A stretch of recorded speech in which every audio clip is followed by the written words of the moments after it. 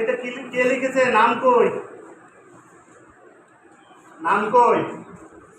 এটা কার খাতা? এটা তো সব পুরো খাতা ভরে লিখতে হবে। আর এটা তো হোমওয়ার্ক। হোমওয়ার্কের খাতা হাতের লেখার খাতা তো এক না। হাতের লেখার খাতা আলাদা রাখতে হবে। তোমার এটা কার?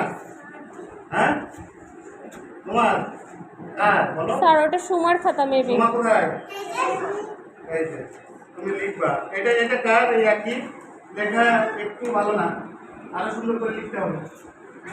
এটা কার? এটারও নাম লেখা নেই। হ্যাঁ আচ্ছা, এটা তো লেখাই নাই। তোমার এটা তোমার এটা এই একজনের তো হাতের লেখা হলো না। তাহলে কি করতে হবে? প্রতিদিন এক পৃষ্ঠা করে ভরে ভরে, একেবারে খালি রাখা যাবে না। দেখো এই যে তোমরা লিখেছো এরকম না, পুরো ভরে ভরে টিচার এক লাইন লাল কালিতে লিখে দেবে, আজকে থেকে লিখে দেবে। ওকে, এক লাইন লিখে দেবে, তারপরে তোমরা দেখে দেখে লিখে নিয়ে আসবে।